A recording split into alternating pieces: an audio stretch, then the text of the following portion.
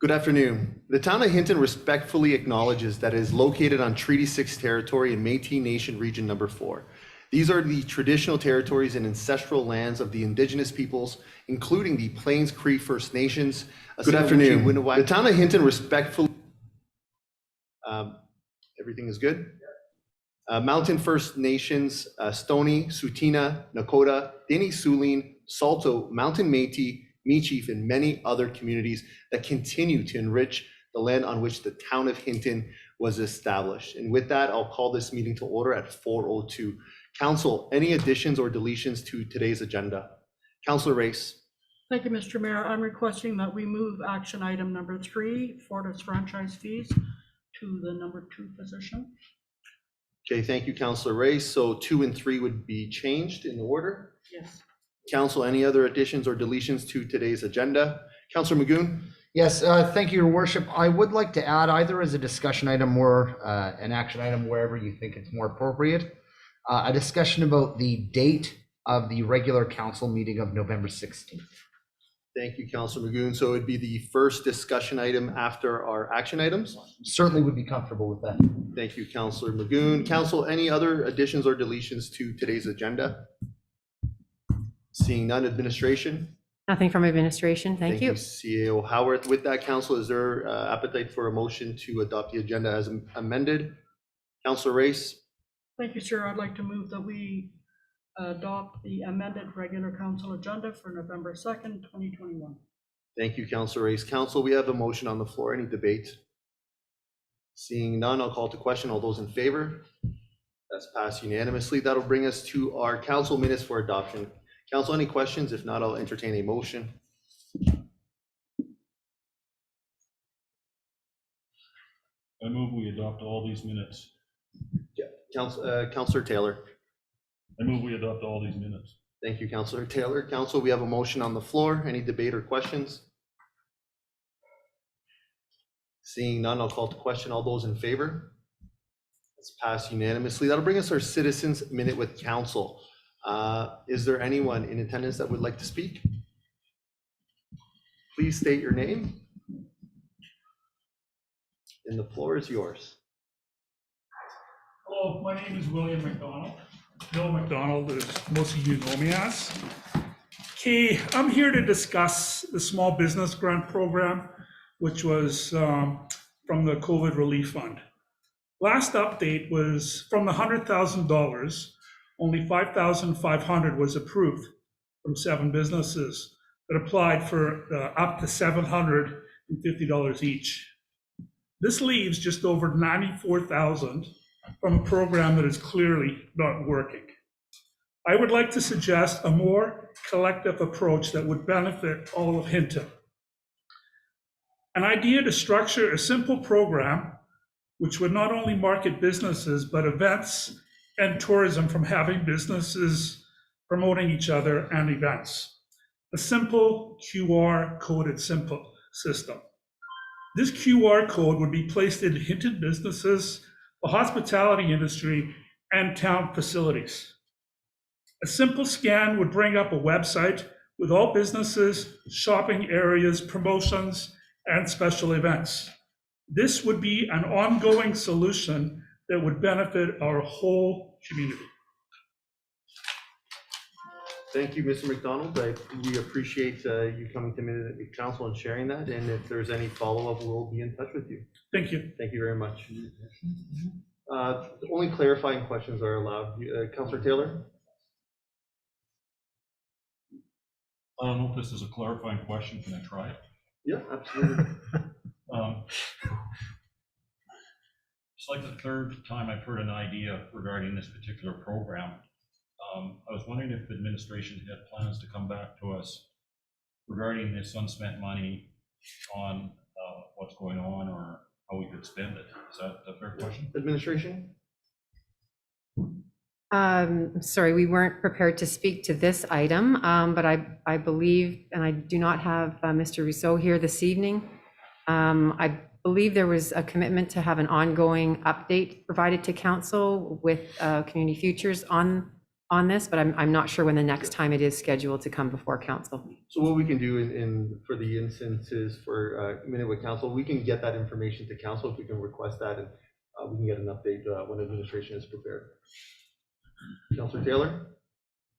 That's good. Perfect. Thanks again, Mr. McDonald. That'll bring us, any other minute with councils? Thank you, Ms. Rendell. That'll bring us to our action items for this evening. The first one is rescinding Beaver Boardwalk Committee bylaw number 1138, CAO Howard. Thank you, Mayor Michaels, through to council. First item this evening is the bylaw number 1138, which is the Beaver Boardwalk Committee bylaw. And so as you know, council has established the Beaver Boardwalk Oversight Committee, and we kept both of the bylaws active for the opportunity for an overlap between the two committees so that they could have a meeting, they could debrief what's been done in the past, and help the new committee sort of set the stage for their next term of reference and their mandate. That meeting has occurred. The handover meeting was conducted, and because of the oversight committee and their new mandate in terms of reference, there is now no need for the previous committee to continue to exist, as I believe the purpose of the oversight committee was to transition the tasks of the first committee into the new role of the second. So the recommendation of administration this evening is that the Beaver Boardwalk Committee bylaw number 1138 be rescinded. We do have a couple other options.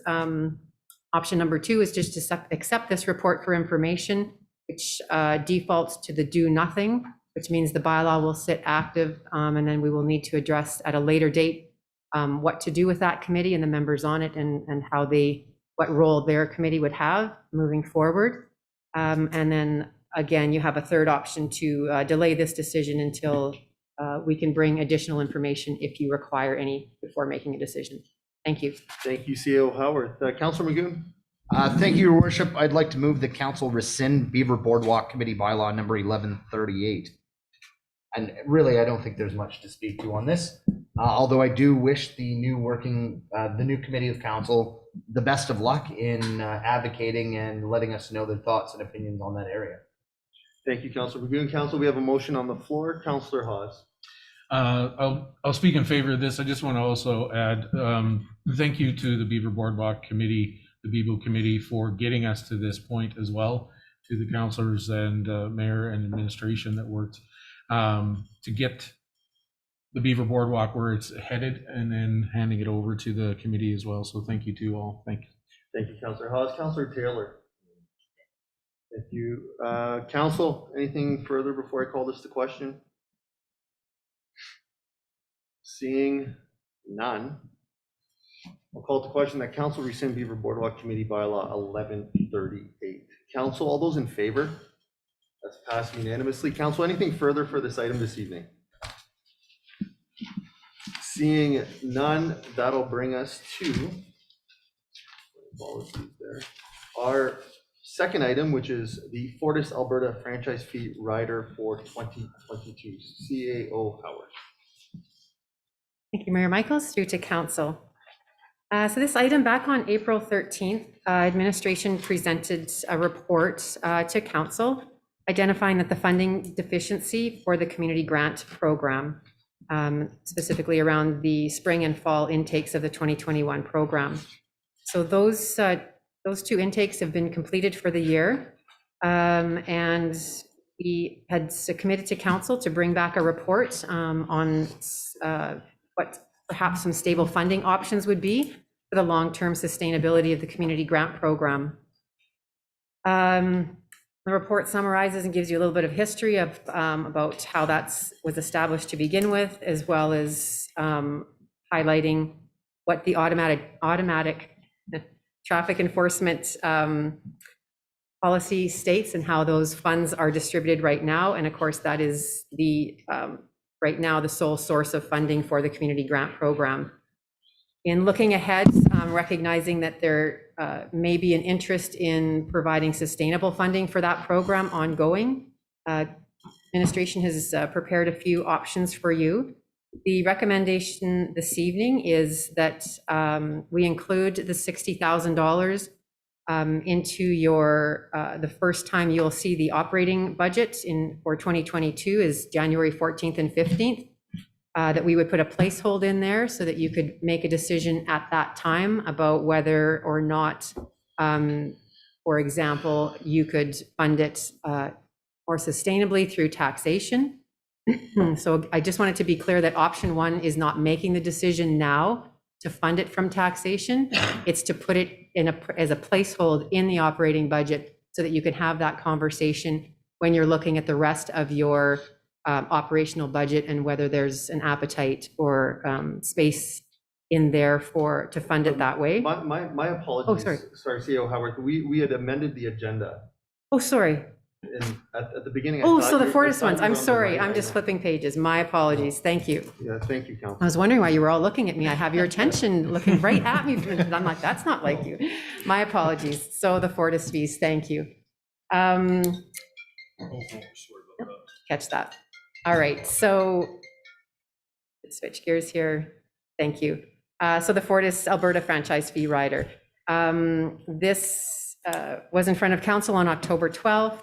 And again, on October 26th, letting you know that we did get a bit of an extension for this from November 1st to November 11th. And so we have not received any feedback at the time that this report was published on Friday. I don't believe that anything additional has come in since then. So the advertisement you have attached to your agenda that went out.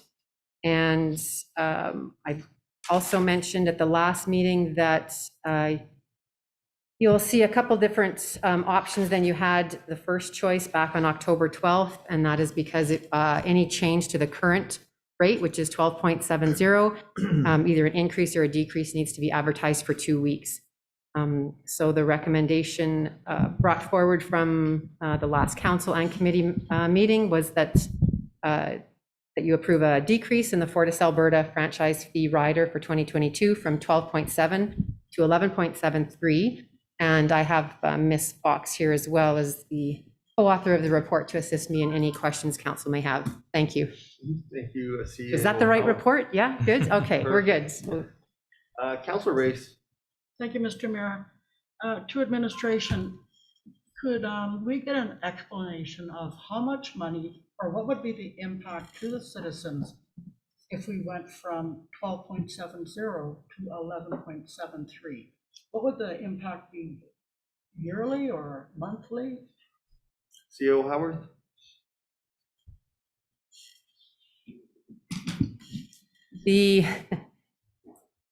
This is a charge that Fortis Alberta puts onto the customer.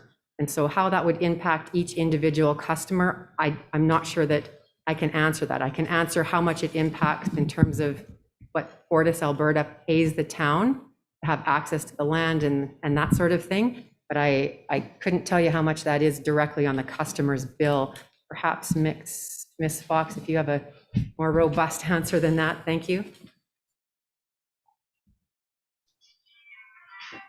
Thank you, Ms. Howarth, through to council. I think for just a rough idea, if you were to consider $110,000, and now just off memory, I'm trying to recall because I tried to clarify the number of property owners that would actually pay this fee. It's going to roughly be on average between $15 to $20 per household per year, just based on quick rough numbers. Thank you, Ms. Fox. Councilor Race. Thank you, sir. I would like to make a motion. Yeah, absolutely. I'd like to move the council set the Fortis Alberta franchise fee rider at 12.7% for 2022, and that administration notify Fortis Alberta before November 14th, 2021 of this no status or no change status. And if I could comment, please.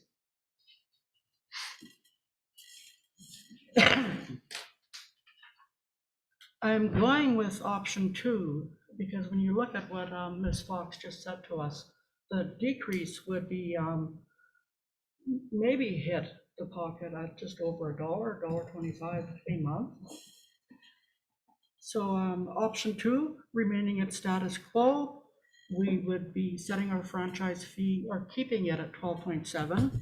It would be the 3rd year that we sit at that rate.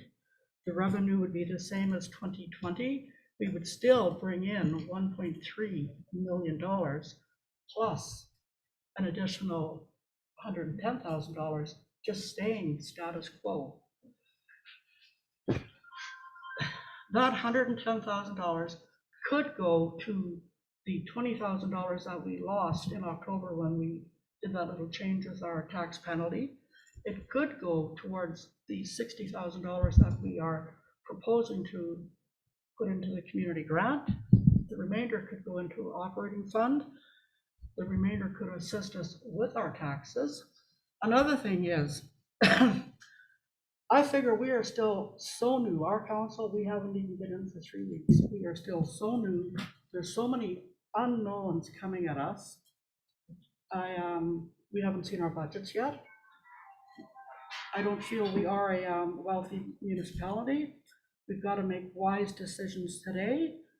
And by going to 11.73, we are basically forfeiting $110,000 that I don't think we can afford to lose. Our municipality cannot afford to lose that money. So thank you. Thank you, Councillor Ace. Council, we have a motion on the floor. I have Councillor Magoon. Sorry, I just wanted to check. Councillor Taylor, I thought I saw his hand I before have mine. Councillor Taylor after. Oh, okay, thank you. Yeah, unfortunately, I can't support the motion on the floor. I think I have a number of problems that it's taken me a number of years to come to this sort of feeling on the franchise rider. Initially, when I first became a councillor, this was something that I supported, was a franchise rider. But that being said, after engaging in conversations with folks in our community, I feel there's some transparency issues with the rider. The first is the fact that, in essence, it's a form of, and I realize this may seem a little extreme, but in essence, it's a form of double taxation, because you're going to pay, as a customer, you're going to pay a bill to a utility company who's going to charge you a franchise rider fee. And then on top of that, you're going to pay GST. So you're essentially being taxed twice on that funding. And I don't feel that's a transparent way of trying to recoup monies for the municipality. I think if we need that funding, then we have to be transparent and go to the community and make a case for why we need to increase taxes by, say, 1%. That's on us. Now, that being said, when we're raising $1.3 million through the franchise rider fee, I think all of us is, very aware of the common sense practice that, we can't just quit that right away. But I think that a long-term goal should be to decrease that number to something much more in line with I would support moving to 11.73, which has the net effect of raising the same revenue as previous years. But I can't support keeping it at 12.7%, which will increase the amount collected. Thank you. Thank you, Councillor Magoon. I have Councillor LaBerge and Councillor Taylor. I agree with Councillor Magoon. I can't support this either. And I think that this this fee is particularly problematic because it isn't transparent, I don't believe. I know that there's the argument that they're using our land and there are some direct costs, but at the end of the day, if we don't have enough money, then we got to raise taxes. I mean, I think that's what we have to do. And if I take a look, Edson's 3.32, Whitecourt 4.75, and what else? No. So those are the communities that we're competing against, I guess. And I can't see my way clear to raising additional revenue through this fee. Thank you, Councillor LaBerge. Councillor Taylor. Yeah, I don't support it either, and I think I've read out my reasons last meeting, and, you know, in essence, it's not very visible, it's poorly understood by the taxpayer. I don't think it's transparent, doesn't receive the degree of scrutiny that a property tax increase would receive, but it still annoys people, and it doesn't seem accurate to call it a tax. So it should come as no surprise to you that I support an option to reduce and eventually eliminate council's reliance on this fee for those reasons I've given. Thank you, Councillor Taylor. Councillor Hawes. Thank you, Mr. Mayor. I agree with Councillor Reese.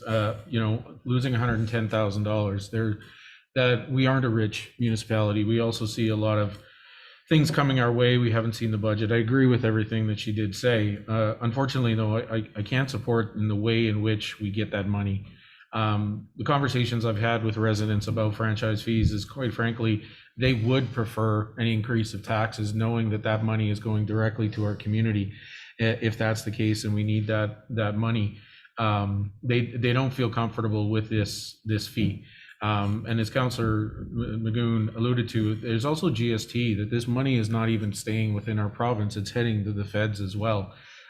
So that's where I'm at with this. I agree. So I challenge that we also have to consider as a council, when budget comes, is that there is a revenue loss potentially of $110,000. So we have to be prepared to make those difficult decisions to make up to those funds, and others as well potentially. But I can't support getting the revenue through this fee. Thank you. Thank you, Councillor Hawes. Councillor Stashik. Thank you, Mayor Michaels. I'm also not going to support the proposed motion for the reason being that by dropping the fee, we're collecting exactly the same amount of revenue that we did last year. It made our 2021 budget workable. It can be workable for our 2022 budget as well. Although I don't believe that the philosophy behind franchise fees really has a part in the discussion regarding this particular motion, since everybody else has put their opinions forward, I'm going to as well. I think we need to have an opportunity to have a more robust discussion about franchise fees. There's differing opinions about them, but from the math that I've done, if the revenue that's generated through franchise fees is converted to property tax revenue, there's going to be a shift in the burden of how that revenue is generated in the community. Right now, because it's a user pay system and it's based on a percentage of consumption, the heavy electricity users carry the brunt of that cost. If it's switched to municipal taxation, though, that burden is going to be shifted to individual residential taxpayers who are going to wind up subsidizing the revenue generated through the franchise fee that's currently disproportionately used by larger industrial and commercial users. And I don't think that's fair either. However, today is not the opportunity to have that discussion. This is something that I want to talk about more in depth with better numbers that can support both sides of the argument. So everybody is looking at it from an informed perspective, so we can make decisions that are in the best interests of our citizens, not knee-jerk reaction saying this is a hidden tax or it's unfair application. It's hidden and it's secret. I don't like that part of the discussion. I want to have a real discussion with real numbers that we can look at, so we can make an informed decision that actually is beneficial to our citizens. Thank you. Point of clarification, please. Councillor Taylor. There's some information that I believe we have to clarify with administration. Albert said that this is percentages based on consumption. I believe that's not.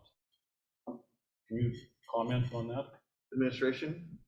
Thank you, Mayor Michaels. Through to Councillor Taylor. I cannot comment on that. Ms. Fox, if you have a answer to that, otherwise we can get back to council. Thanks.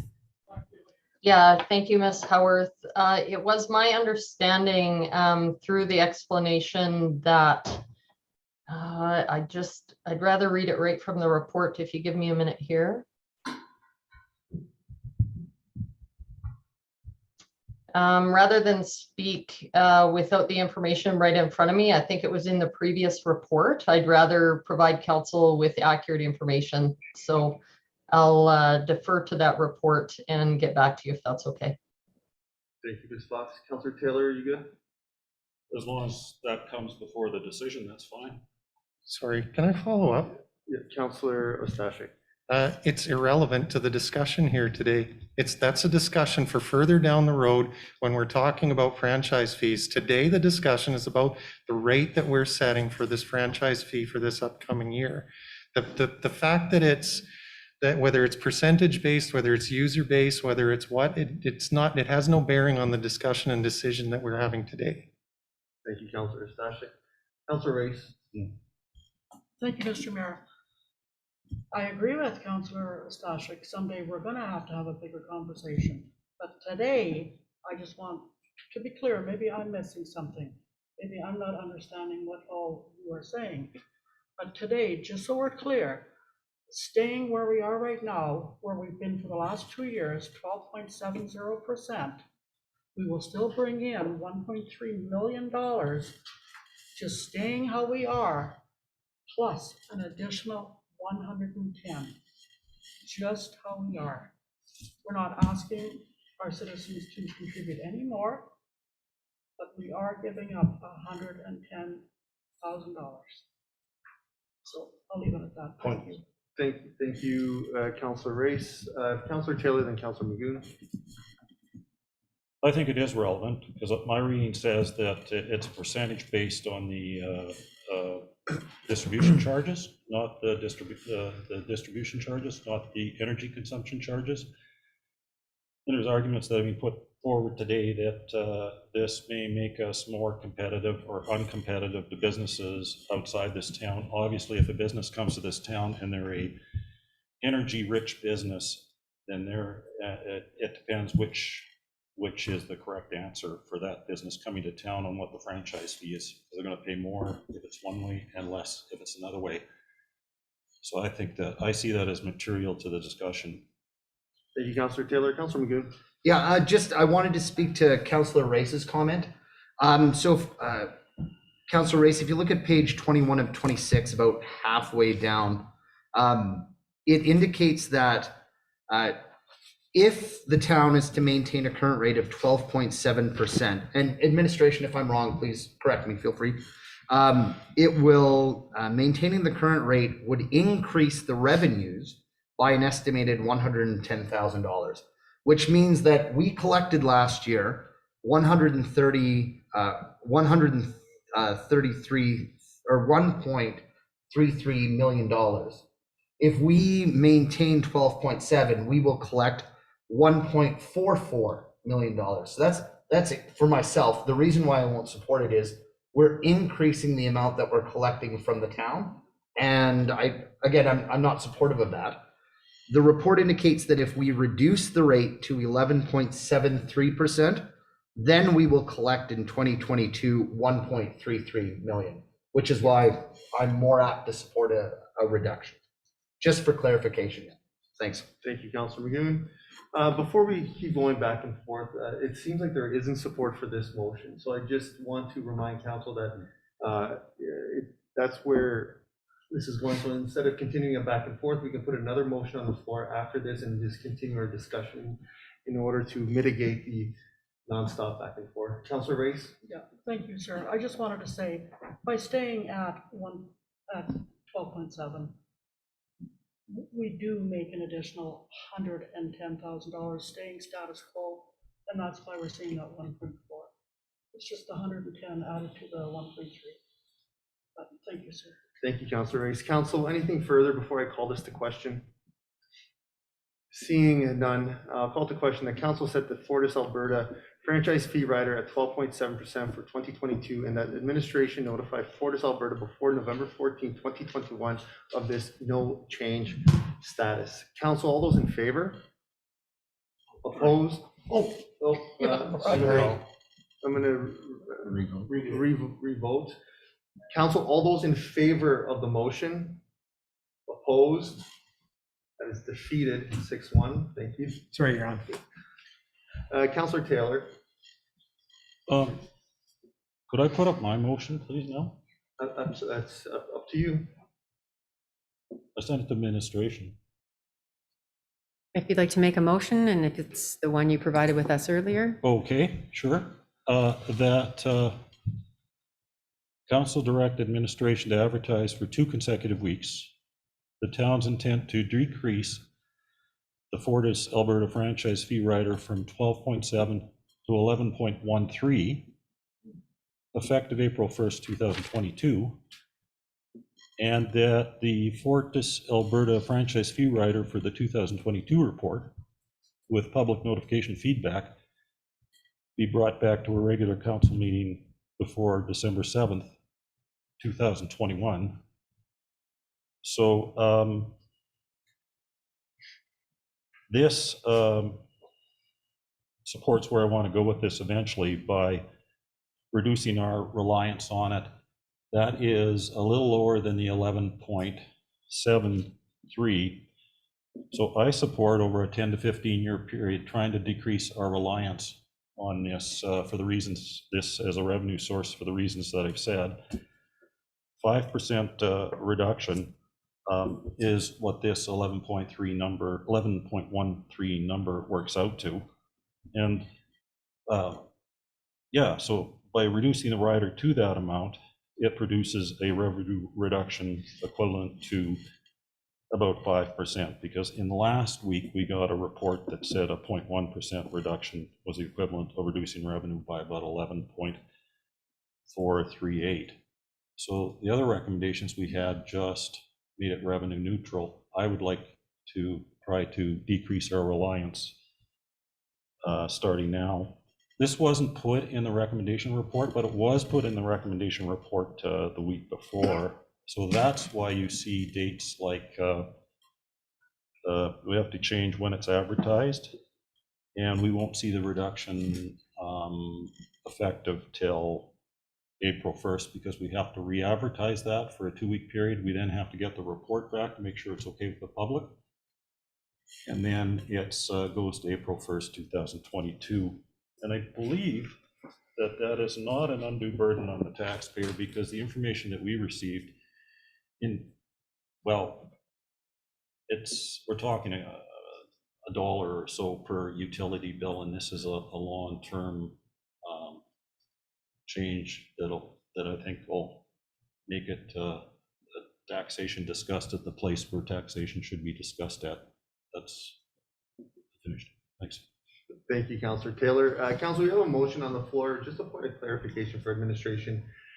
Just to confirm, so it is permissible to have a set rate for the calendar year for the first 3 months at 11.73, and then as of April 1st, for the rest of the remainder of the year, the rate would be 11.13. To administration's knowledge, that's within the bounds of the municipality to set 2 rates for the 1 year. thank you, Mayor Michaels. The rate of 12.7, if we want to leave it unchanged, which is the motion that just got defeated, we would, if you're going to change it, anything other than 12.7, we have, and it needs to be effective January 1st, we would have to let them know by November 14th. If there is an option for us to take longer to notify them, but then it becomes effective in the next quarter, in quarter increments. And so we can request an extension from Fortis Alberta to say, can we let you know in January or December, sometime after November 14th? And of course we can, but then it's effective April 1st. And so what would happen is that it would be status quo, the 12.7 between January 1st and March 31st. All of the customers would be billed at 12.7. And then effective April 1st, it would be whatever you increased or decreased it to.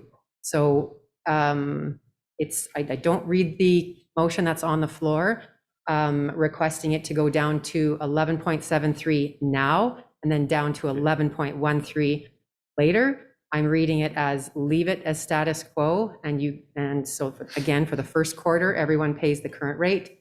And then we would notify Fortis Alberta by January. And it is an early deadline in January to let them know effective April 1st, or if it's later than that, then it would be July 1st. And my apologies, it's Okay. 12.7 to not 11.7. Okay, Yeah, perfect. my So, apologies, but we yes. can have the two rates and it works in quarterly. Okay, Yes, thank you. thank you for that. Councilor Magoon? Yeah, I'm first of all, the first question I have involves hard numbers, not percentiles. So I guess, do we have any idea of what the actual change in revenue would be if we left the rider at 12.7 for the first quarter and then reduced it to 11.13? What the net effect for the budgetary year would be comparative to just leaving it 12.7%? Administration? Or sorry, reducing it. Thank you, Mayor Michaels, through to Councillor, Magoon. I was thinking the same thing in my head. So the customers would be charged at the higher rate for a quarter of the year. So I'm assuming it would be a quarter of the status quo. So we would generate 25% of the annual. If we left it at 12.7, that's the 1.33. So for 1/3 of the year, we would generate 1/3 of, or sorry, for 1/4 of the year, we would generate 1/4 of that. And then we would have to do the math, and I'm not sure if Councillor Taylor has done that for you. If he has not, then I suspect Ms. Fox is frantically doing maybe a little bit of math as well, but perhaps Councillor Taylor has done that math for you already. Councilor Taylor? Yeah, the information I got from last week's meeting was that a 0.1% in the rider fee equals an $11,488 decrease in revenue for the year. This is an additional 0.6, so you multiply that by 11,438. So that's for the year, and then you're not getting that for the first quarter, so it would be somewhat less than that as a revenue reduction over the year, but it would still be a revenue reduction over the year of probably in the 40, 45,000, somewhere in their range. If I may, did you take into account, Councillor Taylor, the fact that energy usage increases in that first quarter while the winter months are on? Councilor Taylor? Yeah, like I said, if you read the agreement that we have with Fortis, and I have read the agreement, these percentage charges are related to the distribution of the distribution charges. It's a percent on the distribution charges. That was the clarification point I was trying to get. It's not related to the energy consumption. Councilor Magoon? Yeah, and I guess here's my concern, is that I think for the customer, if we're talking about transparency, we're saying that transparency is important. If I'm a customer, I want to know what my charges are for the rest of the year, right? I don't want to go through a partial quarter, and I can only speak for myself here and what I think people might want. Because I think this starts to fluctuate that rate partway through the year, and I also don't have all the information at this point in time to back that up. If I'd seen it maybe a little bit more in advance, maybe I could have a look at it. But I still have questions that are sort of unanswered with it. That's my concern right now. I'll go back in queue and see what other people have to say and ask. Thank you, Councilor Magoon. Councilor LaBerge? Just as a comment, I did do a little bit of research. So the transmission fees, 17% of charges, distribution fees, 30% of charge, or 33% of charges. And the franchise fee is a percentage of that. So ultimately, the franchise fee is a percentage of charges, just for information. Thank you, Councilor LaBerge. For myself, I like where Councilor Taylor is going with this, because I do want to see less dependency on this. My preference is just to set a yearly rate, though. If there's an appetite of council to lower from the 11.73, then I can entertain that. But in order to piecemeal it, to have two different rates in order to save $45,000, or without knowing that exact amount, I'd rather just lower the amount and deal with that number for the entire year. Or if there's no will for that, like I said, in following years, I'll look to lower the amount of 11.73 to inevitably lower this and have that extensive conversation that Councilor Stashik was speaking to. But for that matter, I won't support the motion on the floor. I'd prefer to just have a flat rate for the entire year. Councilor Taylor? Yeah, just maybe this helps, I doubt it, but, you know, I thought about you change it from January 1st, April 1st, and then, you know, to the consumer, that's like $1 or something. So this does just change it once on April 1st, and it changes it, and it gives it a bigger change. So it's not like we're changing many things. We're still only changing it once. We still have to advertise. We still have to get comments. And I think the information you need was given in the last report that we got last week, the 0.1 and the $11,438. So I think you've had the information to help you with this decision. Thank you, Councillor Taylor. One other point that I didn't mention, to my knowledge, we had already done the advertising for the 11.73. So that's part of my other decision making. It would just be over. We would set the rate at 11.73 and not increase the overall amount. So again, that's where I stand. Council, anything further regarding the current motion on the floor? Seeing none. Oh, Councillor Stashik. Yeah, sorry about that. Thank you, Mayor Michaels. I won't be supporting the current motion. Already in our discussion here, we've made it pretty clear to anybody that's observing that we don't have a full and clear understanding of how these tariffs and surcharges and riders and fees are applied. And until I have a full and proper understanding, I can't make an informed decision. So to me, the safest route is to go with the same revenue that we were generating last year with the proposed reduction in rate to 11.73. This also doesn't require administration to reach out to Fortis to ask for an additional extension after they already have. If this is something that council has an appetite to look at down the road to change the charges next year, I'm fully open to that. When we have more time to have a better understanding, to collect information that we need to be able to make an informed decision. For this particular motion, I can't support it today. Thank you. Thank you, Councillor Stashik. Council, anything further before I call this a question? Seeing none, I'll call to question that council direct administration to advertise for 2 consecutive weeks the town's intent to decrease the Fortis Alberta franchise fee rider from 12.7 to 11.13% effective April 1st, 2022, and that the Fortis Alberta franchise fee rider for the 2022 report with public notification feedback be brought to a future regular council meeting before December 7th, 2021. Council, all those in favor? Opposed? That is defeated 6-1.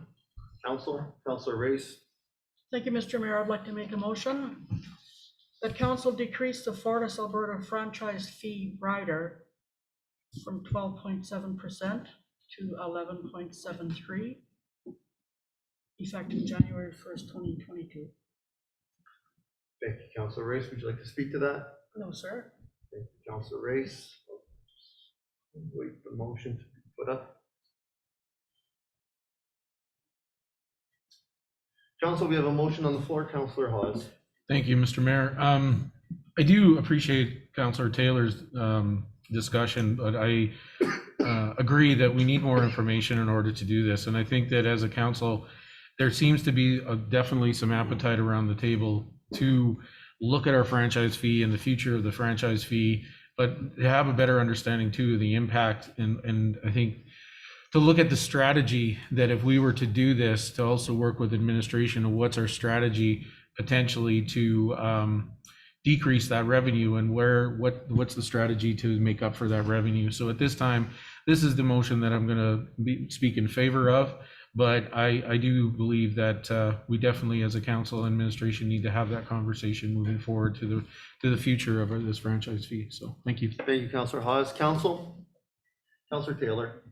Yeah, I support this as well. Having lost my motion, this, I believe, is the second best motion, so I'm going to approve it. Thank you, Councillor Taylor. I'll be in support of this motion also. I do strongly echo Councillor Stashik's points that a holistic conversation to understand that if we're going to transfer this revenue through taxation, the user portion of it, if that is the case, once we have that detailed information, is something to I think iron out and understand. And if that is explicitly the case, I have to start leaning towards a user pay system might be better than general taxation, albeit I think there's still room for improvement on how this is, explained and put forward to the community. But just to switch over to regular taxation to make up the 1.3 million brings other issues into mind. But for that purpose, I like that we're not increasing the amount total, and the percentage does go down. And this is one step in the right direction that I believe I hope our council continues to take. Councilor Magoon. Yeah, thank you, Mr. Mayor. And one of the things we received in our orientation session with former Minister Griffiths yesterday, and I think it's important, that whole conversation around distribution and a user fee, I think that's part of the education piece that I know I have not been as strong on in the past, that I need to make sure I include in my discussion with citizens in the future, because I think Councillor Ostashik brings up an excellent point. I mean, it doesn't change how I feel, about high level riders, but certainly that's an important part of a conversation with our citizens so they can understand the fee better. So, thank you. Thank you, Councilor Magoon. Council, we have a motion on the floor. Any further debate or questions before I call this to question? Seeing none. I'll call to question that council approve a decrease in the Fortis Alberta franchise fee rider for 2022 from 12.7 to 11.73% effective January 1st, 2022. Council, all those in favor? That is passed unanimously. Council, anything further for this item for this evening? Seeing none, we will move on to our third action item, which was the second item previously, Sustainable Funding Hinton Community Grant Program. CAO Howard. Thank you, Mayor Michaels. I'll keep it short, seeing I already started this one and spoke to it. So again, the community grant program, providing some options to council for sustainable funding. The most sort of true ongoing sort of sustainable support for this program was to reestablish basically what it had in its roots to when it was back in the day called the Quality of Life Grant, where it was always originally fully funded in the operating budget. And so over the years, both to find relief in the operating budget, and because the opportunity came when we initiated the automated traffic enforcement and wanted to allocate where those revenues would go, that program started to get funded from that source.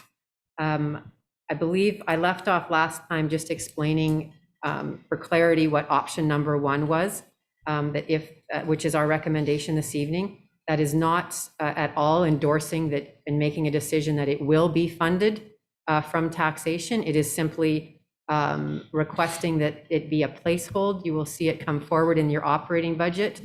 And so you can make that decision in context to all of the other decisions made during the operating budget conversation. And perhaps at that point in time, or between now and then, administration may find some other opportunities for that, or would give council a chance to think of where else they might want to find sustainable funding for that program. The second option in front of you this evening is to accept the report for information, and if there's anything additional that you would like, we can bring that forward. The second option basically says let's leave it the way that it is, and whatever money there is to put into it based on the previous year's automated traffic enforcement revenue, that's what we spend in the following year. And 2021, I think, was the first time we saw quite a shortfall of the amount that council was wanting to provide to the community. And then the third one is to temporarily suspend the grant program for 2022 to specifically see where we end up with the automated traffic enforcement program. There is another outstanding item on the council action pending list around the automated traffic enforcement program. 2 years ago, the province froze any changes to that for 2 years. It's now been 2 years, and we have not received any indication that that's going to get resolved anytime soon. So we cannot bring that report to you before the province makes some decisions about how that's going to continue in our province, if at all. And so because that is directly related to how this program is funded, we're suggesting that it be considered during your 2022 operational budget process. If you have any questions, I'd Ms. Wade could not be with us this evening, but Ms. Fox can assist in answering any questions you might have. Thank you. Thank you, CEO Howard. Councillor LaBerge. Thank you, Mayor Michaels. I do have a question. So on the top of page 18 of this report, it says that the increased amount of uncollected tickets and revenues, bad debt write-offs, so on, has resulted in a revenue deficit for the program. So does that mean we're collecting zero through this program? Like Hinton has nothing coming in, zero? Mayor Michaels, through to Councillor Berge. Ms. Fox, I know you know this probably the most intimately, so if I could get you to support that, answering that would be great. Thank you. Yeah, thank you, Ms. Howarth, through to council. So overall, the program revenues are substantially decreased. However, the overall net revenue, there's very small bits of net revenue that are coming through, and I can give you actual amounts if that's what you want. But the fact of the matter is there's about 30% of the previous years, for a number of years, of collected revenue that is deemed uncollectible, so has been deemed as bad debt. So what that means for us is that the money that we previously placed in the reserve is not actually available. So we have to take any of that bad debt that is being recognized and pull that money back out of the reserve. So whether there's a small amount of net revenue coming in, which I can verify that for you in just a couple minutes. I think it was a very small amount in 2020. The bad debt was in over $200,000. So the net effect on the reserve was a negative amount.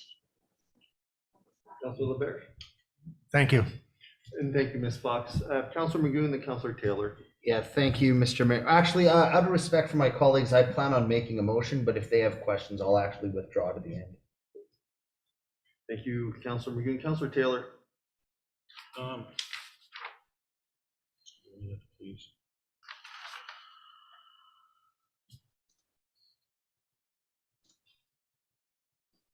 Yeah, no, I'm fine for now. Thank you, Councillor Taylor. Councillor Magoon. Yes, thank you, Mr. Mayor. I'd like to make a motion, but I'd like to put forward option number 2 from the agenda package, if I may. And so I'll just read it while Sandra puts it up. Sorry, Ms. Rendell.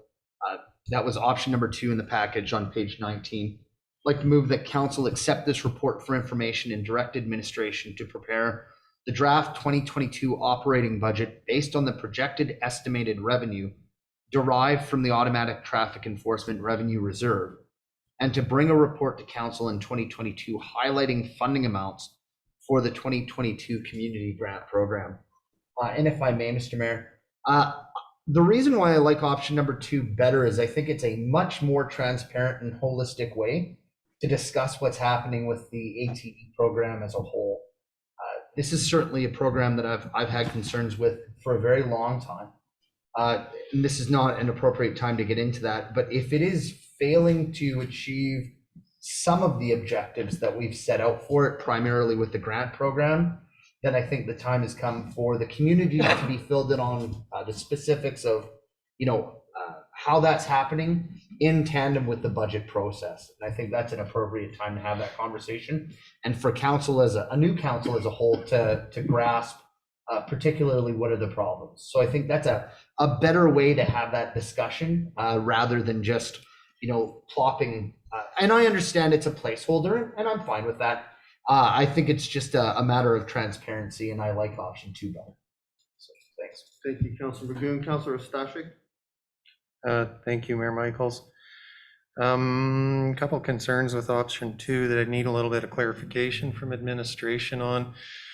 My understanding then with option 2 is that the risk is that there would potentially be no funding available for the community grant program. That's the first part of the question. Then the second part of the question, my understanding is that the ATE program is currently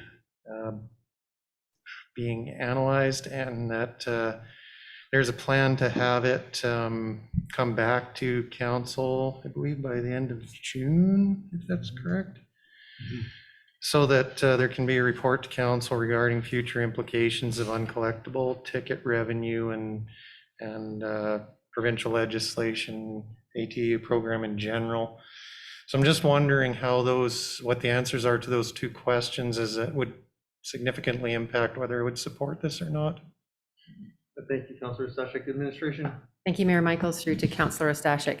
So your first question about could there be a potential that there be zero available for next year? That could happen.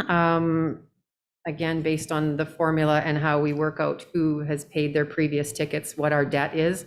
That is known, and Ms. Fox, you can correct me if I'm wrong, when we have our sort of preliminary 2021 year-end financials to you, which I believe is in February. We try to shoot for that. Then we'll know exactly what revenue we generated this year, what our bad debt was, and we will have a number for you. We would have to have it, while the motion says to bring that back in 2022, we would of course need to bring that to you like we did this year before your spring intake for grant applications, because we could not post and make a call for those unless we knew how much money we had. So it could be zero. Ms. Fox, if we know that it's highly unlikely, I mean, again, one of those, it's possible it could be zero, but it's likely. Ms. Fox, if you're aware of what it could most likely be, I think that would provide some comfort, and then I'll answer the second question after that. Thank you. You're muted. I must have muted myself. Sorry about that.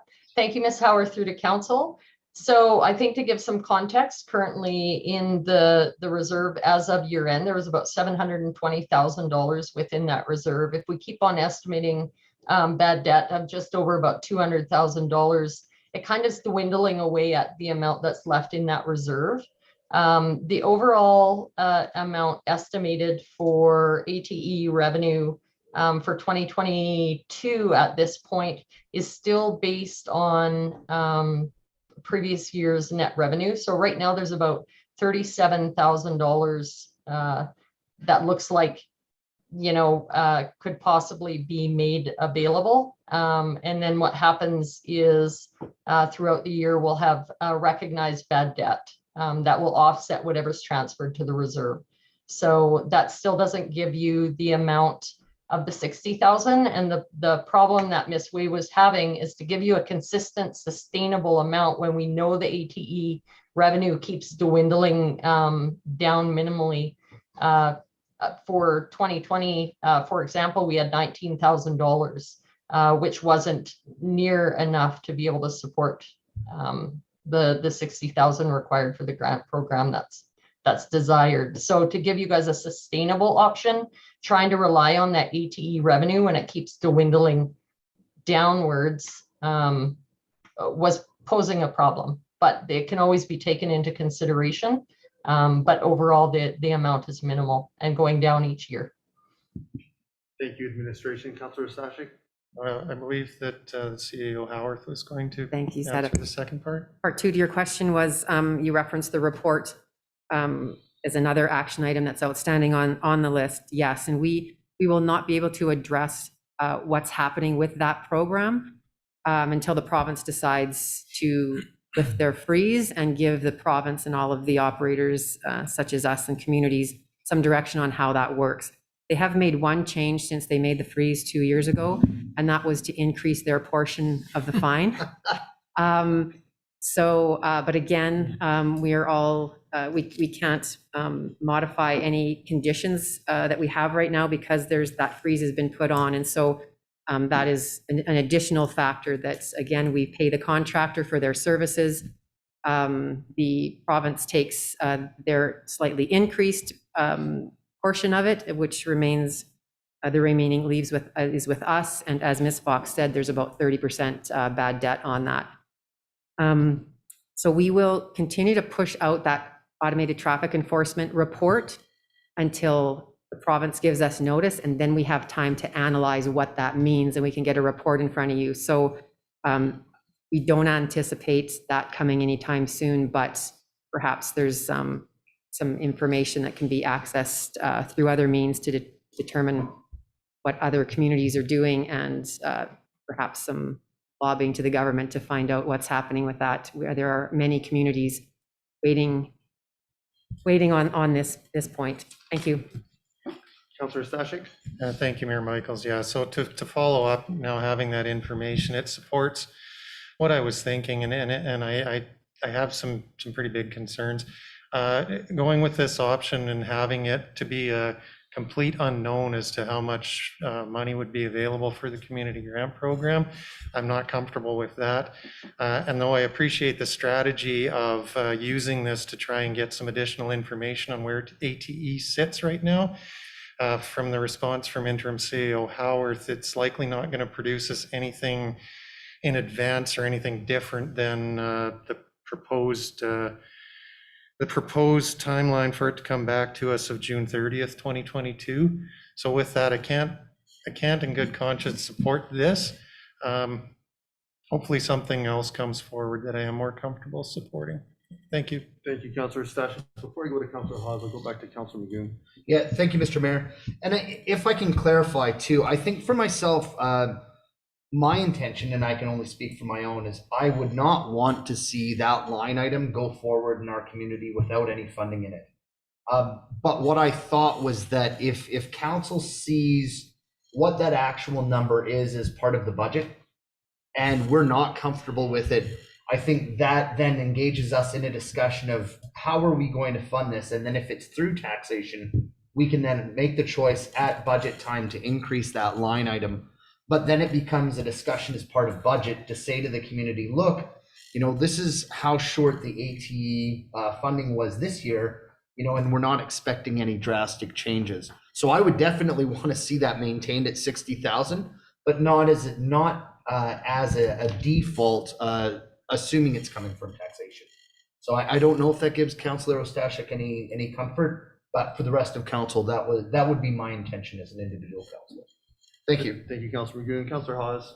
Thank you, Mr. Mayor. And I can see Councillor Magoon's point in this, and at least it justifies then if we're taking it elsewhere from whether it's taxation or wherever, the reason for it. I do recall, though, a past conversation of council that really we wanted to started moving away from this anyway, that this fund, this community grant program no longer be funded through it. So I think this is the first start to start looking at getting it into our operational funding. I believe that in the budget report, we are probably going to get something in regards to the ATE and what that fund looks like. But I think having that conversation in June, understanding that program, we've seen over, as you've already established, a decrease in it. So I think we can assume that money's not going to be there.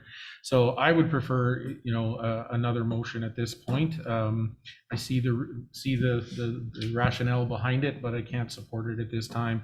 I think we just rather put administration to work, putting a line item in there and seeing where we can find those funds and whether it's through taxation or not through that budget process. So thank you. Thank you, Councillor Hawes. Councillor Taylor? Yeah, two things. One, essential question here for me is, should tax dollars be used to fund our community grant program for nonprofits? And at this point, I'm unsure I personally know the answer to that. If someone comes to you, the government, seeking some worthwhile project, and you say no, you're a nasty person. Especially if they're promising to build the committee. On the other hand, every dollar we have comes out of somebody's purse. So is it fair for to senior citizens at one side of the town to have money come out of their tax dollars to pay for a project for the whatever the project might be, one-legged miniature schnauzer prosthetic program, or whatever that project may be. So, and the other thing I think is that what creates strong communities and strong nonprofit groups is when they go out to the community and they discuss their projects and they figure out what the community wants, what the community needs. most valued community projects, I think, are going to be those that commit citizens and businesses to volunteer and financially contribute to their causes. So I think the community should pick the winners and losers, not the council. Realize that's related to one of the other options, and I think related to this one. The other thing I'd like to mention is that part of the community grant program, and maybe this offers you some insurance, is the third objective here is that this program's designed primarily to deliver to the public and promote volunteerism, attract visitors, and significantly contribute to the local economy. So one of the, we've already had somebody come to us and have an idea on how to do that with this leftover COVID resiliency money. But there are ways to do that and accomplish that objective and take pressure off the community grant program with the community resilience money by setting up, say, for example, a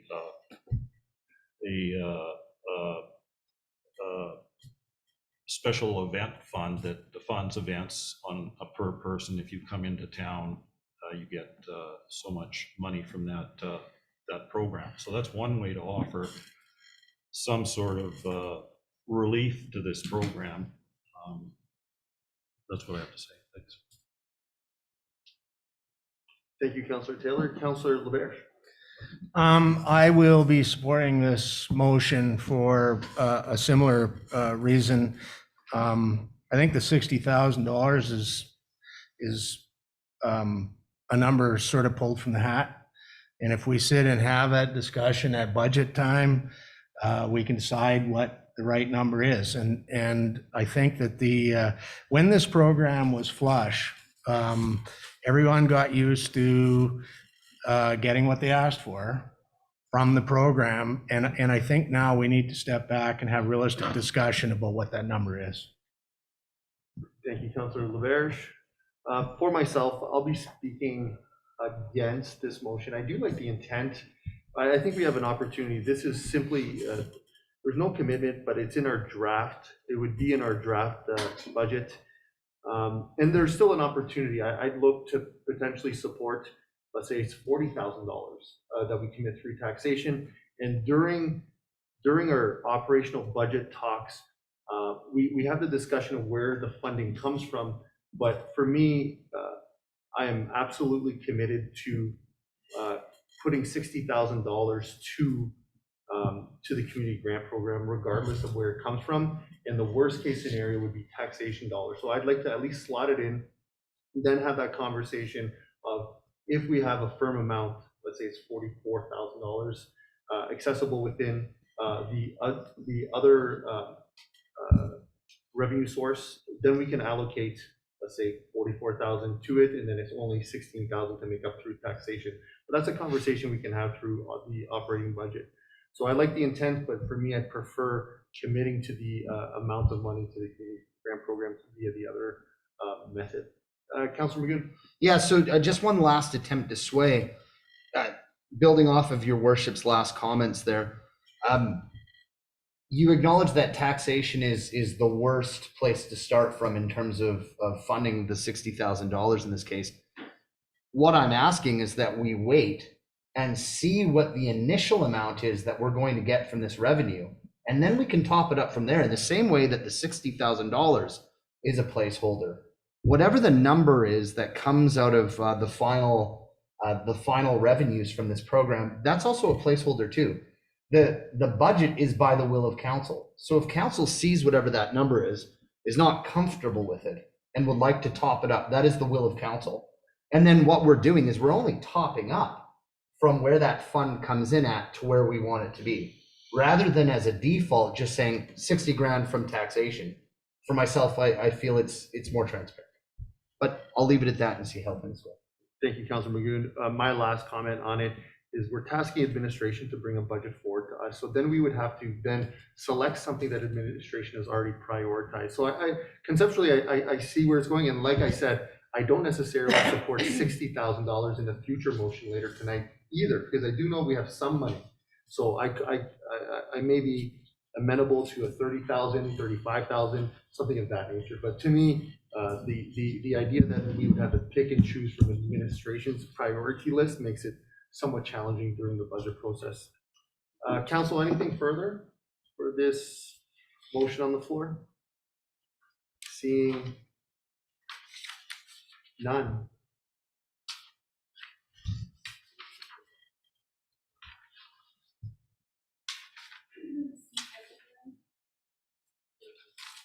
I'll call to question that council accept the report for information and direct administration to prepare the draft 2022 operating budget based on the projected estimated revenue derived from the automated traffic enforcement revenue reserve and bring a report to council in 2022 highlighting funding amounts for the 2022 community grant program. Council, all those in favor? Opposed? That is defeated 4-3. Council? What would you like to do with this? Councilor Stashik. I will take a stab at making a motion. It's kind of a modified version of the recommended action. So we could start with the recommended action and then just modify it. I would like to move that council direct, sorry, do we change screens or? Okay, I'll wait till you're ready.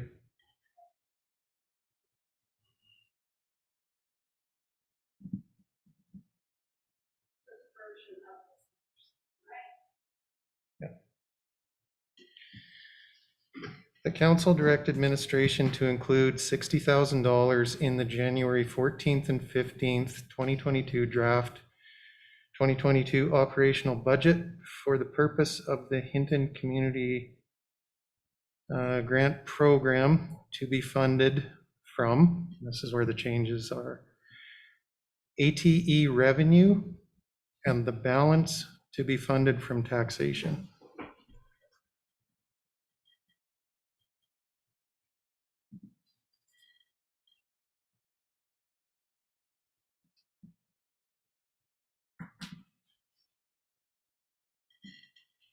If I could speak to it. So I think this achieves a couple of the things the council was looking at and talking about here this evening. It does include any ATE revenue. So whether that number winds up being $10,000, $30,000, $50,000, that would be included. That's the primary source of revenue. We know we're shooting for a target of $60,000, which gives administration the opportunity to prepare a budget where we aren't going to be tasked with trying to move money from a prioritized item to another prioritized item to top up the community grant fund. And this still gives us the opportunity to have a discussion about the community grant fund at budget time, to be able to increase it, reduce it, whatever council sees fit at that time. Thank you. Thank you, Councilor Stashik. Council, we have a motion on the floor. Councilor Hawes. Thank you. I will be in support of this. This was kind of what I was, when I'm listening to Councilor Magoon, in his motion, but how we can merge the two together. And I think this is the perfect way of doing that. We still get that picture of what the AT revenue is, and then have that discussion on as to the balance, and whether it's 60,000 and whether it's others, will have that conversation within the budget process. So thank you. Thank you, Councilor Hawes. Councilor Race. Thank you, Mr. Mayor. I will support this. Just looking at Councilor Magoon's face when Councilor Stashik made this motion, it reflected what your initial want. So I will support this. Thank you, Councilor Race. Councilor Taylor. Yeah, I don't support it. I see merit in it. I don't support it. Just the taxation thing, I'm not quite sure I'm there yet. But we still get a chance under the draft budget, once we understand where we're at financially, where we're at with this, all the money that we have or don't have, we still have a chance to talk about it. So that part I'm happy to see. Thank you, Councilor Taylor. I'll be in favor of this. Thank you, Councilor Stashik, for bringing this forward. I think throughout the conversation tonight, and I think the intent of Councilor Magoon was in line with this conceptually, and this will give us that latitude to focus on the reserves first from ATE, and then give the orders to administration, knowing that whatever the shortfall is, they prepare their budget from their perspective and their priorities with the remaining funds. And then we have a discussion of council to own. So, council, anything further before I call this to question? Councilor LeBert. Thank you, Mayor Michaels. Yeah, I still have a problem with the arbitrary number, $60,000 at this point. I mean, politically speaking, if you put it in there, later on you pull it back, I think you've set up a situation that's going to be less than acceptable. So I won't be supporting this, but I do see the relevance and move forward. Thank you, Councilor LeBert. Council, CEO Howard. Thank you, Mayor Mayor Michaels. Just before you vote on this one, I just wanted to be clear that administration, the numbers, the ATE revenue at that time will be an estimated revenue. I mean, the closer we get to the end of the year, and of course, that's a couple weeks into the new year, closing things out, it'll be a lot more accurate than we know today, but it won't be the actual ones. Those won't come until later in February, but as long as we're clear that we'll do our best to get an accurate number. Thank you. Thank you for that. CEO Howard, Councilor Stashik. Thank you, Mayor Michaels. Just one thing, and I'm probably going to need some clarification from administration, but the $60,000 number I don't believe is completely arbitrary. My understanding is that's 50% of the maximum, and I believe that that was the number that was used in 2021, was it not? Administration. I may refer to Ms. Fox on this. The current policy right now says up to 30% or a maximum of 120,000. And Ms. Fox, you may know that more intimately than I do. Thank you, Ms. Howard, through to council. So the $60,000 was an amount that I inherited that was planned as the grant revenue when I got here. It seems to be historical. What I'm not sure of is what it's based on. It does calculate to half of the anticipated amount of revenue from the ATE program, but the ATE policy itself does lay out that it does allow for a contribution to the reserve of up to $120,000. So I'm not 100% historically where that's come from, but it is a number that's been consistently used since I've been here. Councilor Stashik. If I could follow up, it's not so much where it came from, it was more of a question that I believe that was a number that was used for the community grant program in 2021, and it's carried over to 2022. So it's not completely arbitrary. It's got precedence is what I was getting at. Thank you. Thank you, Councilor Stashik. Council, anything further?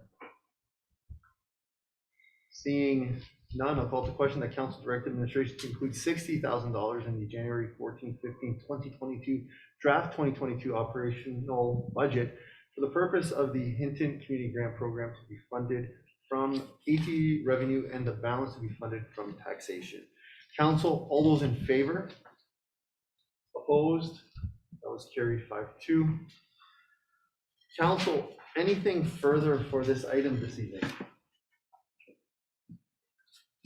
Seeing none. That'll bring us to our discussion items. We have one addition. Councilor Magoo. Thank you, Mr. Mayor. And I spoke to most of the councilors as much as I could before the meeting this evening. But for the public's sake, we have a regular meeting of council scheduled for November the 16th. But that is also the week of AUMA, which requires travel at this point after that meeting to the city. This has always been an area of concern for myself with staff when you have staff working a long day and then having a meeting and then you expect them to potentially travel into the city. That's always a safety concern for myself. I think in terms of best practices, it's easy, and I've talked to administration. Our interim CAO was kind enough to provide me with some advice on this. And so what I'd like to do is I'd like to move. No worries. I get it. Oh, well, no, that's either way. I think it's going to be just the same. pretty darn close.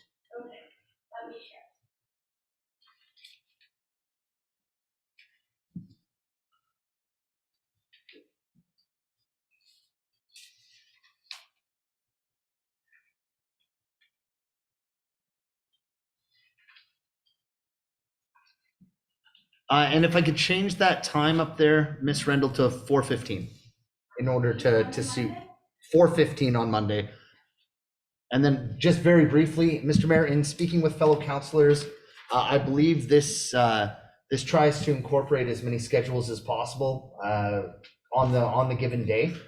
It's adjusted so that Councilor Taylor can attend after work, but also trying to get Councilor Hawes enough time to be here for that full meeting. So instead of 4:30, I'd adjusted it to 4:15. So thank you very much. Thank you, Councilor Magoon. Council, we have a motion on the floor. Any questions, debate? Councilor Hawes. Not a debate. I'm in favor. Just to, on record, I do have a previous work engagement scheduled for 6:30. So I would be, if the meeting doesn't end before 6:15, I would be leaving at 6:15 unless the schedule changes. So, but I'll be in favor of this. Thank you. Thank you, Councilor Hawes. I'll be speaking in favor of this, and thank you, Councilor Hawes, for those comments. At the agenda prep, we could prioritize any pressing issues first to make sure. And to my knowledge, seeing that we're early in the term, we don't have a long list already set to my knowledge. So hopefully it stays that way. And actually, on that note, if we could just get a comment from our CAO regarding that. Thank you, Mayor Michaels. First I've heard of this. No, just kidding. This works fine. I just wanted to remind council that we will not be able to get your agenda out to you any earlier than the Friday afternoon, just with the report reviews and the other priorities. So it gives you one last day. Our apologies to review the agenda, but we can accommodate this request. Thank you. CAO Howard. Council, anything further before I call this question? Seeing none, call the question that council rescheduled the November 16, 2021 regular council meeting to Monday, November 15, 2021 at 4:15 p.m. Council, all those in favor? That's passed unanimously. Anything else for this discussion item? Seeing none, that'll bring us to our reporting for this evening, and I'll start on my right with Councilor Taylor.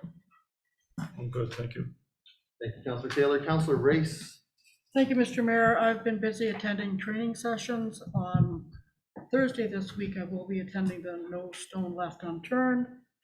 And on Friday, I will be having supper with our MP, Joe Soroka. I will say hello from all of you.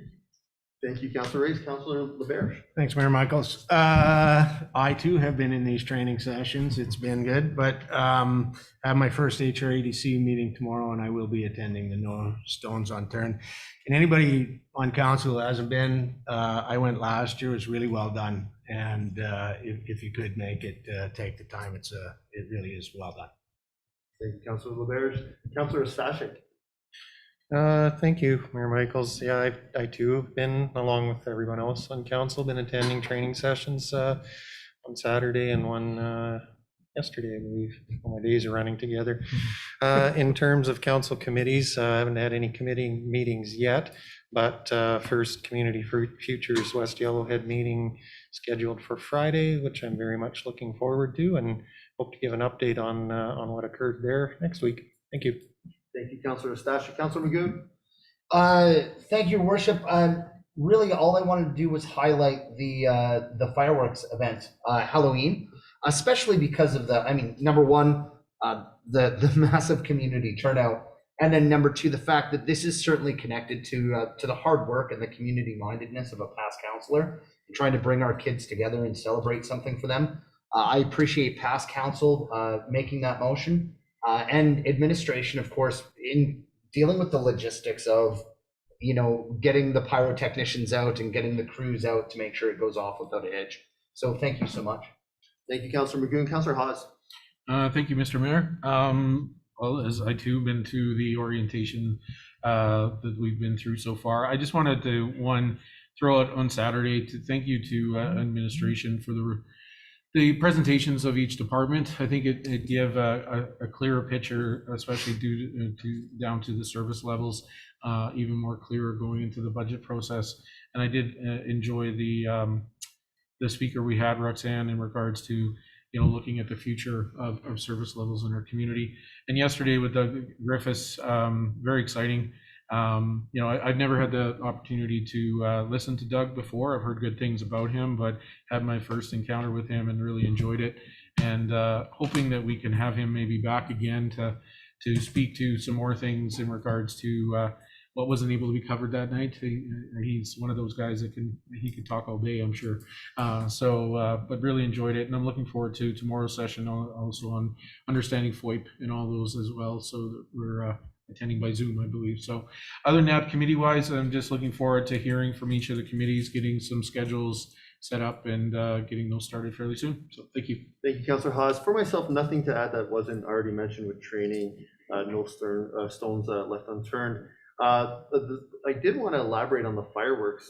There was so much positive feedback on them, and conversations led to why not do fireworks 3 times a year? Generally we do it once a year, and naturally it's usually municipalities that put it on, unless you have a big festival or you have somebody else that it's part of what they offer. But generally Hinton doesn't have that. So we perhaps in our budgets, deliberations for 2022, at least double, twice a year that we know that we do fireworks, or 3 times a year, because our residents and our citizens really like it. And the return on investment for a small cost is, it's great for community spirit.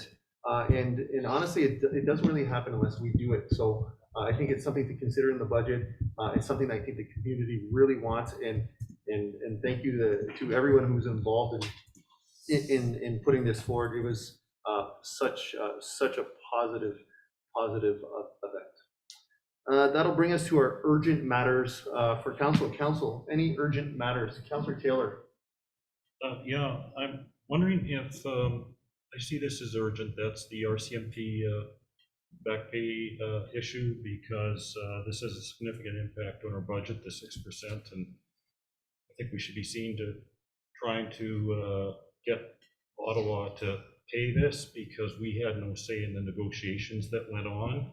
So I'm wondering if Your Honor could share any information he has on this topic. Yeah, thank you, Councillor Taylor. Earlier today, I put out a email to Communications and Administration asking to bring forward a draft letter. And now for council, there's generally 2 ways these draft letters happen. As a mayor, I could send those letters by myself as the mayor. And then there are letters, and I believe this falls within the purview of council to collaboratively send a letter on behalf of council with mayor. So if there's an appetite to bring public attention to this, have a further discussion, and to then formally all send that letter together, I would suggest that we bring the draft letter for discussion at our standing committee meeting next week. We look at it, and we can speak publicly about that, and then we can send it off, all 7 of us, instead of just me, if that's the appetite of council. Councilor Magoon? Yeah, Mr. Mayor, and certainly not wanting to take away from it, but in case we have any citizens watching, do you mind maybe highlighting the issue for them now that it's been fleshed out a little bit more, so that people are, if you don't mind, like just highlighting what the problem is? Because I think a lot of our citizens By all means, you can speak to it if you. Oh, okay. I didn't want to, No. in terms of being the voice. So in short, for any citizens who are watching, the federal government, and please administration, if I get any of the fine details, jump in. They just finished a round of collective bargaining that actually backdates retroactive pay a period of 5 years with the RCMP. And because we pay, I believe it's 70% of the total costs for our membership, what that means is that 70% of that fee lands on us. So if you can imagine 5 years of back pay in terms of collective bargaining, with 70% of that landing on every municipality who's part of this agreement, that is a large chunk of money. We're talking about the terms of hundreds of thousands of dollars. That is not insignificant. And of course, Ottawa and the province at this point are more than happy to let municipalities burden that. And so I think it's our role to advocate that the delay in that process is unfairly impacting our communities. And we're certainly not the only one advocating for that. Thank you, Councilor McGee. Councilor Hawes? Yeah, and I definitely, I'm glad it was brought up this evening, and I think it's very important that we have some understanding of this too. And for me, looking at this whole situation makes me also wonder how this is even legal, to be 100% honest with you, because contracts were negotiated and the payers of those contracts weren't even included in those conversations. And you know, I'd really be interested in some perspective from our legal representation to get some insight from this, because I just don't see how it's right, you know, that is downloaded onto the municipality when we had absolutely no say, no, you know, not even knowing where they were at with the negotiations other than when it's finished and what the bill is. And I have some great concerns for not only, you know, for our municipality, all municipalities, and just also the message that we allow the federal, provincial government to do this to us.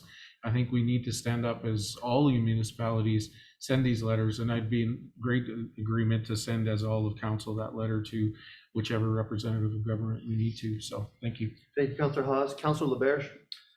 Thank you, Mayor Michaels. I'd be a little bit reticent to spend legal money right now, but I wonder if there's some advantage, and I know Edson's letter's gone already, but would there be some advantage to maybe talking to Whitecourt and Jasper as near communities and sending a single letter under shared signature?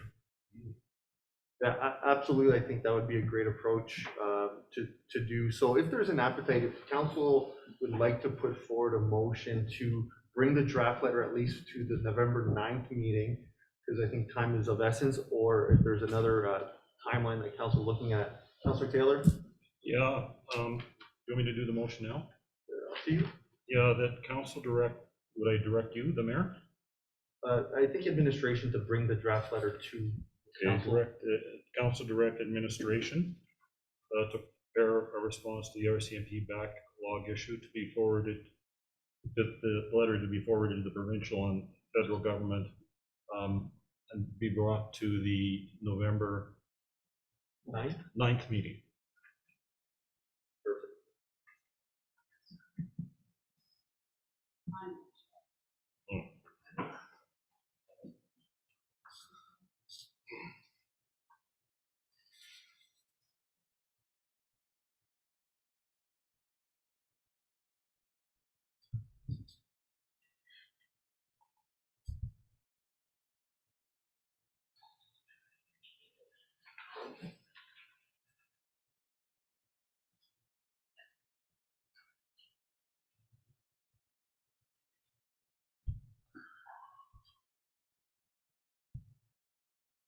And just to speak to that, this represents, I believe, what could be like a 5 to 7% one-time tax increase if we have to pay for that ourselves. I don't think Hinson's in a financial position to have to pay for that, so this helps with that. Thank you, Councilor Taylor. Council, we have a motion on the floor procedurally. In order to vote on the motion as for an urgent matter, we have to get 2/3 support in order to officially vote on it. Administration is, am I correct in that? Correct, Okay. yes. So for clarity, right now, we will be seeking only the vote of 2/3, not on the motion, but just to allow the motion to be on the floor. Any debate or questions? Seeing none, I'll call to question to allow this motion to come on the floor. All those in favor? That's passed unanimously. Now the motion is on the floor. Any further debate or questions on the motion? Councilor Taylor? I go back to what's the best way to do this? Can we talk about that now? Like if we have adjoining committees and we all sign, 3 of us or 4 of us sign letters, to me, that's more powerful than one letter, right? So if you check with, or somebody checks with your colleagues in surrounding communities and finds out who hasn't done that, especially if you get the people who haven't done it, maybe aren't going to do it, and we can take the lead and draft a letter kind of like this one. You know, the more people that do this, the better off we're going to be. That's what I kind of think. I wouldn't put that into the motion. I would just throw that forward as something to do. Right. Correct, I agree. Councilor Hawes? I just have one question procedurally. As a committee of the whole, Do we have to, in order to send the letter, the draft, does that have to be a motion of council in a regular meeting? Or we can direct administration or direct the mayor to send it in the committee of the whole? Administration? I believe you're okay to do something like that in a committee of the whole. You're directing administration to proceed with something. Okay, Non-financial. I just wanted to clarify because I don't want to delay it any further and have to wait till another one, so I appreciate that. Thank you. Thank you, Councillor Hawes. Council? Anything further before I call this a question? Seeing none, call to question that council direct administration to prepare a draft response to the RCMP back pay issue to be forwarded to the provincial and federal governments and bring forward to the November 9th, 2021 committee of the whole meeting. Council, all those in favor? That's passed unanimously. Council, any other urgent matters for this evening? Councillor Taylor? I'm new, so beg my forgiveness in how to do things. I'm not actually going to put a motion or anything forward. The issue that I have is the unused COVID resiliency money, as was presented by our speaker, and it's to help the businesses, and I'm not sure if the current thing is helping the businesses. So I've heard so many ideas on how to do this, so I was just warning you that I'll probably send an email out to you to try to include this in an upcoming agenda.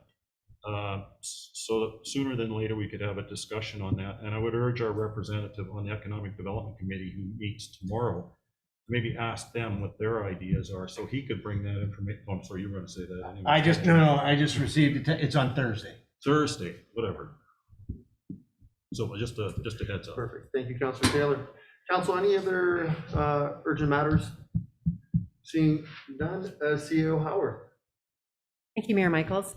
I just wanted to send out some appreciation bouquets, certainly around the fireworks as well. Very well attended. Lots of great feedback, participation from the community. So thanks for coming out for that. And also to the staff who supported that, as well as all the recreation events at the rec center for Halloween. Well attended, families, kids had lots of fun there. And to the staff as well as to the volunteer fire department that came out and supported that event. And then many of you spoke of the council training as well. I know your schedules have been going pretty steady quickly since the election, and the training and the onboarding is an important time. And so I know you're setting lots of time aside on nights and weekends to attend that.